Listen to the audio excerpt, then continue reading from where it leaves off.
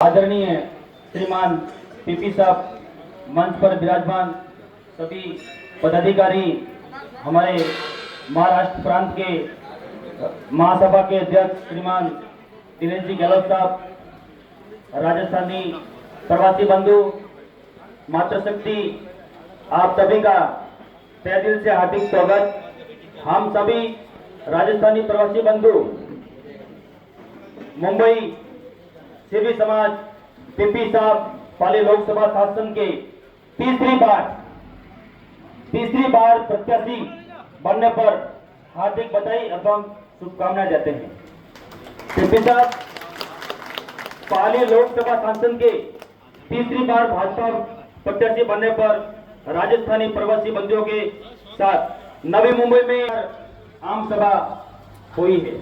बहुत बहुत धन्यवाद पीपी साहब का। आम सभा का समाचार सुनते ही हमारे राज्य में खुशी की लहर छा गई। हमारे मन में एक ही सवाल आ रहा है कि इस बार राजस्थानी प्रवासी बंधुओं के लिए पीपी साहब कुछ तोहफे की घोषणा लेके आएंगे। तो आज हम यहाँ से खालघर आई माता वडेर से, ये भी एक देवस्थान है, छत्तीसगढ़ सभी का हार्दिक स्वागत करता है और आज हम यहाँ से खाली हाथ नहीं जाएंगे। पीपी साहब तीसरी बार लोकसभा सांसद के प्रत्याशी बने, ये बहुत खुशी की बात है। और मोदी जी भी तीसरी बार प्रधानमंत्री बनने जाएंगे, मतलब दोनों की हैट्रिक है। बहुत बहुत धन्यवाद है। माँ आई माता जी से प्रार्थना करते हैं कि दोनों की हैट्रिक पूरी करें।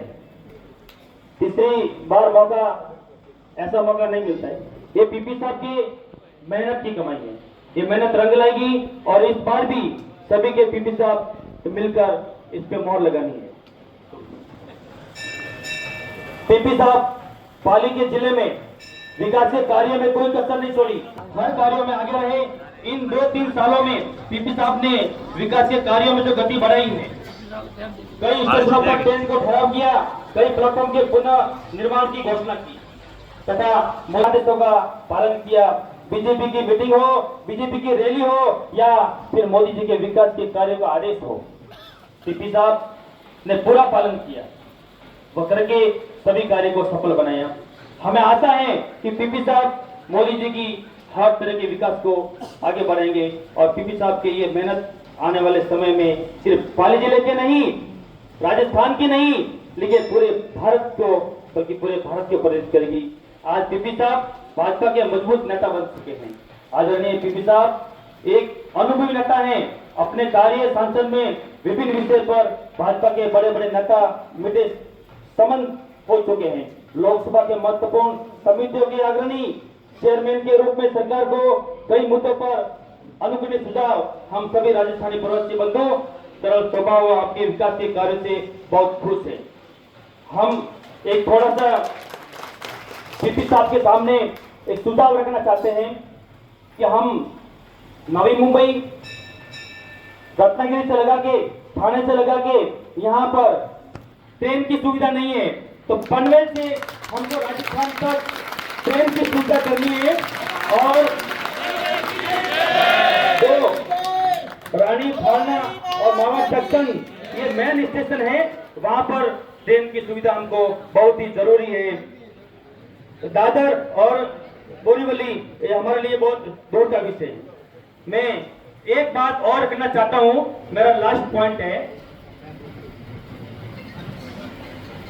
कोर्ट में माँ बाप की अनुमति के बिना शादी न हो, ये मैं एक पॉइंट कहना चाहता हूं पीपी साहब से। और ये आपके बस की बात है, जो आपने जो केंद्र के अंदर जो ऐसी तो मेहनत करी है, तो ये आप कर सकते हैं। जो लड़की के सामने जो माँ बाप रोते वो वापस आते हैं, ऐसा नहीं होना चाहिए। लड़की माँ बाप के सामने रोनी चाहिए, चाहे कोर्ट हो चाहे माँ बाप हो। वहां पर अगर लड़की भाग्य की जाती है और माँ बाप को बुलाया जाता है और वहां पर ऐसा बोला जाता है लड़की के मुंह से कि मैं इसको नहीं जानती। अरे तुम नहीं जानती तो तुम आए कहां से? हैं? तुम आए कहां से? अरे कोई मैन्युफैक्चर कोई होता है, उसका कोई प्रोडक्ट अगर कोई उसमें बीमारी होती है तो कंपनी के ऊपर केस बनता है, तो उसके माँ बाप तो कंपनी है ना। तो ये प्रशासन को ध्यान में रखना है कि तेरे माँ बाप कहाँ है, तू मशीन थोड़ी है, तू खिलौना थोड़ी है, तू तो तेरे तो माँ बाप है ना। तो उसको बिठाओ, उसको बिठा के रखो, जब तक तेरे माँ बाप नहीं आएंगे तब तक तेरी शादी यहाँ पर अनुमति नहीं होगी। ये मैं पीपी साहब से अनुरोध करता हूँ कि इसके ऊपर ध्यान दीजिए। बहुत बहुत धन्यवाद।